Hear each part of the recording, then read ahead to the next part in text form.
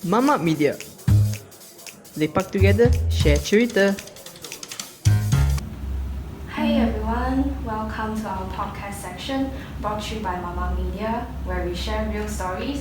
And today we're talking about Asian Parents Unfiltered. I'm Joan. And I'm Poppy. We'll be talking about how's it like growing up with Asian parents. You know, like the fun part and also not so fun part, but of course they are always very caring and take care of us, right? Yeah, true, I agree with that. So, how's it like growing up with Asian parents, like with your own experience? In my experience in education, they are quite not strict on me because they usually say that, oh, Joan, don't put pressure on yourself when you're studying, just go with the flow. And then actually it quite encouraged me to make me more confident because I allowed to choose the pathway that I want to go. Mm-hmm. But some Asian parents, they are like always say like this phrase like study hard, get a good job. Do you agree with that? I think it depends. Sometimes I will agree because it also based on like your family background. If they were like a bit wealthy or like they were rich, of course you need to like same pathway with them. But whereas like they're in like lower education, maybe like B40, I guess, then you cannot choose that much. Yeah. But in your experience, like, did your parents like force you to go for like tuition, like for like extra classes after school, like math, like Asian thing, like you always need to like be good in math? What do you think? I think actually I'm very stuck in math. I hate it, especially in MS. I get failed, and I get failed, yeah, in SPM. And Same. I'm not good in studies, like let alone like math. Like mathematics is like my least favorite, I would say, and science and the list go on and on. But do you have like a favorite subject in school though? Sports. Sports? I like sports. You like sports? Yeah. You know what? I like sports too, so I guess like that's why you can get friends. Yeah, we can click. Yeah. So, but do you feel pressure from like your parents? Like, even though you mentioned that they are quite supportive, but have you ever felt like at some point where you feel like, oh, deep down you still feel the pressure when you're not like doing certain things that maybe they might hope that you would do? I would say they want me to be a good girl, but when I get older, Good girl. but when I get older, I want freedom. I want to try going to clubbing. I want to try doing those like 20-ish will do stuff, but actually they don't allow me to go home late. Have you been to a club? Never, but Never? my friends Do you feel like you're missing out though? Like, do you feel that? did. Yeah, and lack of confidence. Lack of confidence. Yeah. But like, let's talk about careers wise. Like, what do you think? Like, have your parents ever like encouraged you to be like a certain thing, like work in a certain field? Not really actually, because they also didn't put me on pressure on education. Mm-hmm. What about you? For me personally, you see, I have tried many things. Like, I have a business certificate. I've tried fashion design, and I almost went into like performing arts, but I didn't go because MCO happens, like COVID. So I took a break, and here, right now, here I am doing mass comm, and hopefully after this, I will be doing more into fitness. Like I'm into fitness, like you, sports, fitness. That's like our thing. So hopefully after that, I will be doing like more like fitness stuff, and of course I will also hope to get like approval from my parents. Being able to like get the approval and supported by your parents are like a huge thing, right? Yeah. Wow, your life is so amazing. I love it. Well, yeah. So, and also like, I remember back then like my parents would suggest stuff like career like law, doctors? What about you? Never, because Never? they say like it's too much pressure on that, and I agree. Like you need to memorize a lot. If you study law, and if you study doctor, you need to like until degree is like your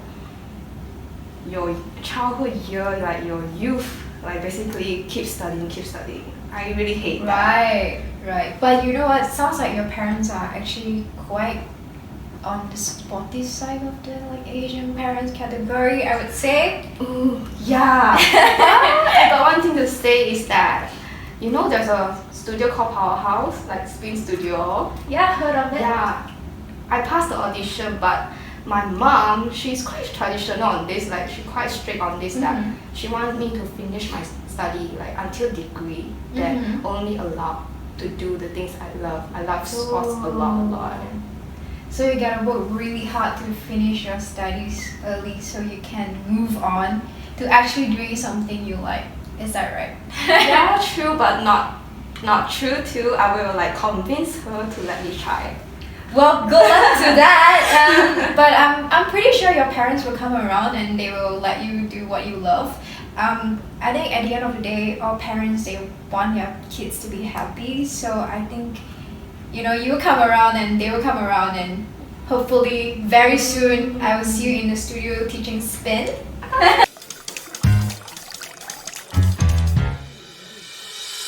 Alright, so next up, let's talk about like how we greet our elders. So it's always like, oh, like when someone is older, you immediately call them like auntie, uncles.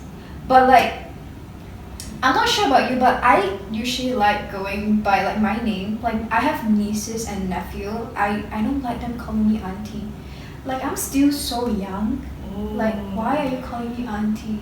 Like I'm not even married. I'm single. Like stop calling me auntie. I usually try to like tell them like, oh, you can just address me by my name. Like just call me Poppy. Like I'm cool with that. Like you know, like how Western people, like you, even like in the American show, like you watch like how they greet each other. Sometimes they greet by name, like you know, like well, hi, Mrs. Emily, Mrs. Joan, you know, like a Miss Joan, whatever it is. So yeah. So how about you? What's your experience with that? My family is quite traditional. Yours is like a bit like Western, right? That's like so chill, but mine is like a bit like Asian. So do you know that in Asian we have like the numbers, like the numbers in Chinese is like 大舅 like that, and then something like that. And then in Western it's like uncle, auntie only, and then we have the numbers like like the brothers, the oldest brothers, the youngest, and you actually have like a different, like I don't know what's it called, like a different way to address them. Like when they're older, you call them different thing. When they're younger, they call them like different. And from your dad's side, your mom's side, so many things to remember. Sometimes like I don't even remember, like you know, especially when it comes to like distant family, like you don't even know like distant relatives. I don't even know like who they are. Like can I just address you by like something else? Right. So I think like in a good way is that we are showing respect to like the elders, but also at the same time sometimes I feel like it's just a bit like too formal. Do you agree? Yeah, Right. I got one experience want to share. Is that in my primary school, actually I got like a relative that study in the same school with me, and then his classroom just beside me. I never see him before, like never ever. And then once I've been to my uncle's house, like it's my father's father, grandfather, brothers. And then actually she got a live like a big connection with me, like when I'm studying in primary school, that person. Alright.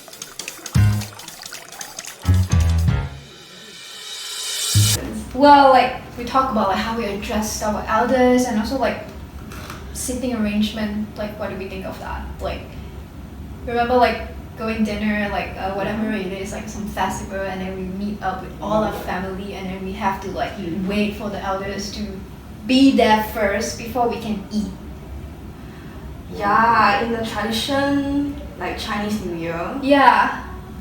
Yeah, whenever we have like a celebration with our family, right, it's always like you have to wait for like the elders to be there first, or like, oh no, we're not gonna eat first. Yeah. Yeah. But it's quite opposite though. Really? Yeah, my grandma, she kind of like pamper the kids, so the kids eat first. The kids get to eat first. Yeah. Okay, my grandma, she is not like that at all. But back then, she's a bit more straight. Like the elders eat first, but as the time goes by, yeah, she's a bit more like relaxed and chill right now. Yeah, but speaking of like tradition, our parents are. Is your parents like big on like religion? Oh, actually, I'm Christian. Oh, you're Christian? Yeah. So we just actually celebrate Christmas and Chinese New Year. That's all. Then others like not really celebrate. So you don't celebrate like anything else, just like The Mooncake Festival? Oh, okay. And But- Chinese New Year. Yeah.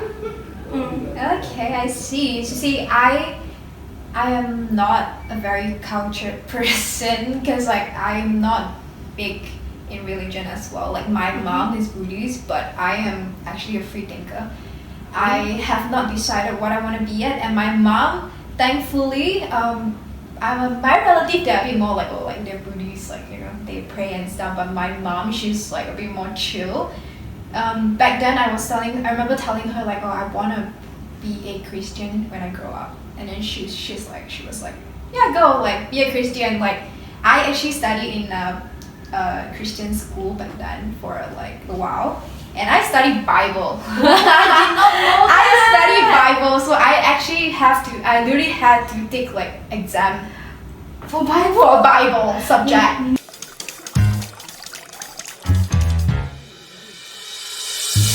Although I'm Christian, I read the Bible. I also want to like fall asleep. I don't understand anything. Imagine me like having to take the exam, Yeah. and I have to actually pass the exam.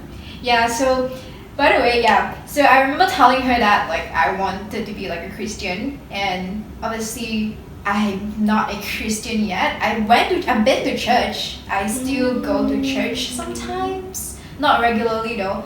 It's just that like I'm not sure if I'm ready to like fully commit to like being a Christian. So right now I'm like free thinker. Like all along I've been a free thinker because like I'm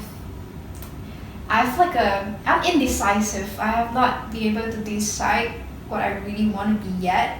So for now I'm just like taking my time and learning about all Christians sometimes, like to like get a better understanding of like how actually it's like be a Christian, like what are the do and don'ts. Like I feel like there's so many things if you really dive into it, like to become a Christian, for example. I'm not sure about you. Do you like have any do or don'ts in like your church or being a Christian? To be honest, everything I want to do in my 20s is don'ts in Christian. Oh, It's so no. strict. You need to be a good girl actually if you want to be a Christian. Okay, define good girl.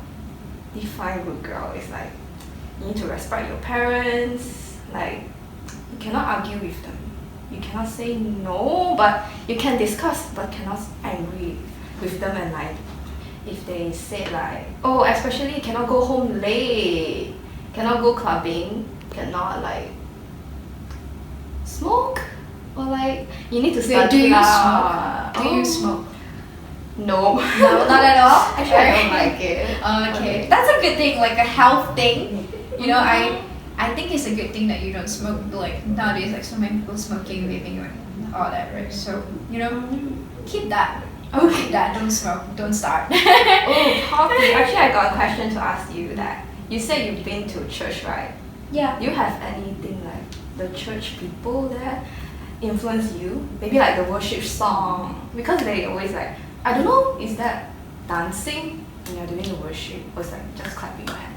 Because I've been to Methodist, they are just like clapping their hand. It's quite stiff lah actually, but I think like Western culture they will dance like more interactive. I think I agree to like how it might be different with like Christian here and compared to Christian maybe in the state, somewhere else. And I think I have experienced like dancing in the church, but not really like dancing, but it's more of like a, you know, swaying around, like when you're singing and you're just like enjoying. I mean, I'm not sure if I was enjoying, but the rest of them they were enjoying. So yeah, I think I've been to a church where they start singing and then they will start like swinging, moving, and then like clapping. Yeah, I've experienced that before. Do you like personally? Do you like enjoy that though? Actually, I'm not a person that likes to dance. I'm a person like is more stiff. So it's like when the pastor said that, actually you guys can like into the song. It's like you can dance, you can do whatever you want. But all of us is like, cause we all Asian, like Chinese. Oh, it's like a paise. Yeah, I'm so It's paiseh. like paise. Yeah, Yeah. I get that. Like, I think it's maybe it's the way that we were taught growing up, like how we weren't able to like fully express our feelings. So that's why even when we are outside, when we're doing something, we are more conscious of like the way we act and how people think of us, right? Right. So I think that's why you say you couldn't like dance when everyone's dancing. But yeah, I've been there. Like yeah, but sometimes we just have to like learn to not only focus on the things that people might think about us and be able to like actually fully express ourselves as well. I totally agree with that. Right. Yeah. Yeah, but moving on, let's talk about like, do you agree that Asian parents are stricter on girls? Yes. Yes. Do you have a brother? No, I have a sister, but she's 12 years older than me. So it's like she's a mom now. So it's like whenever I say something like my mom disagree with me, she will think on a mom's side. It's not like Not like a sister anymore. still a sister, but not like usually like a sister because she's a mom already. I see. You see, I don't have a brother, so like I can't really like compare. But my mom, she's also quite strict with me when I was younger, so I don't actually get to go out when I was like in high school. And I think the first time I been to a club, I was 20 years old. Like even though she's super chill, but she's also like straight. Like she knows what to do and what not to do for me. So like you see, even though like she's super chill, like I'm super like open and stuff, like you know, outgoing, but I have been there where I wanted to go out but I couldn't. So yeah, I definitely understand what you were saying. Yeah. Okay.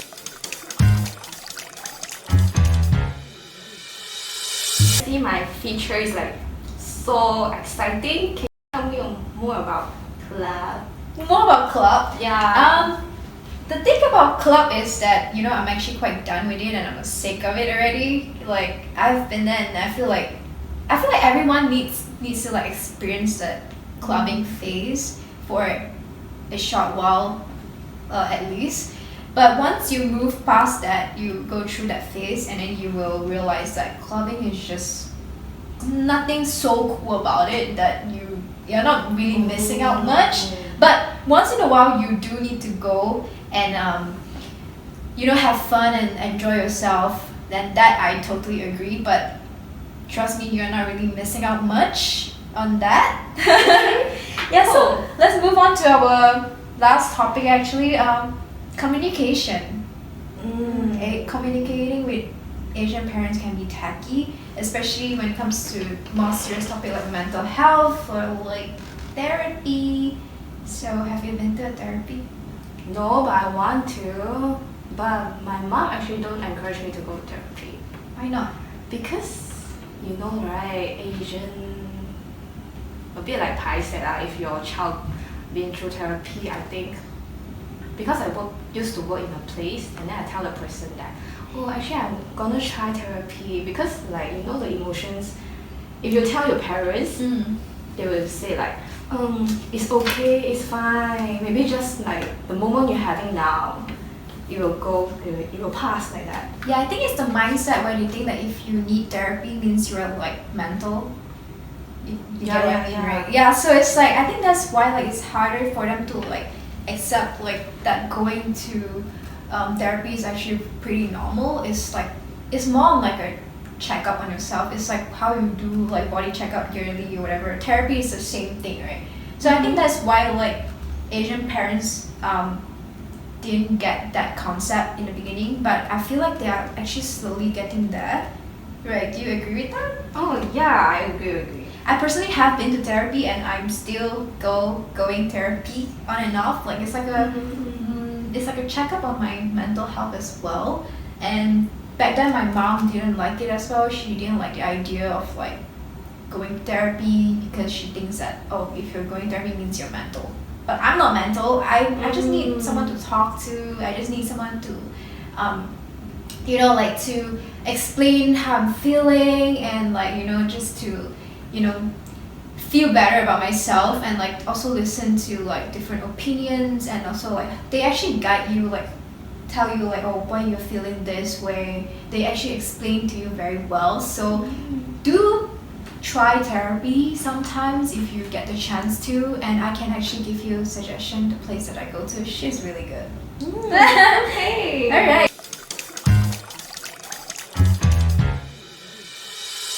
So let's end on a positive note. So tell me something that you love about your parents.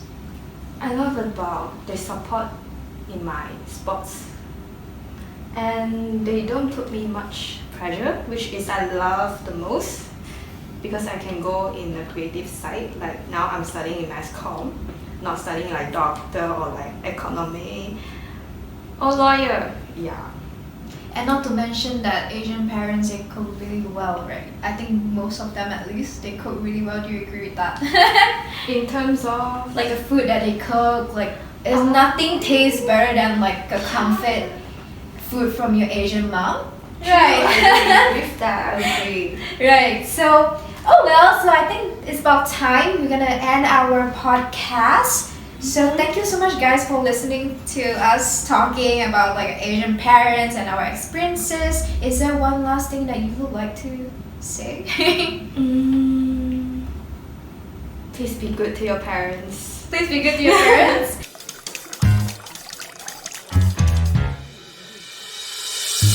And thank you so much for listening. And don't forget, lepak together, share cerita. Bye! Bye!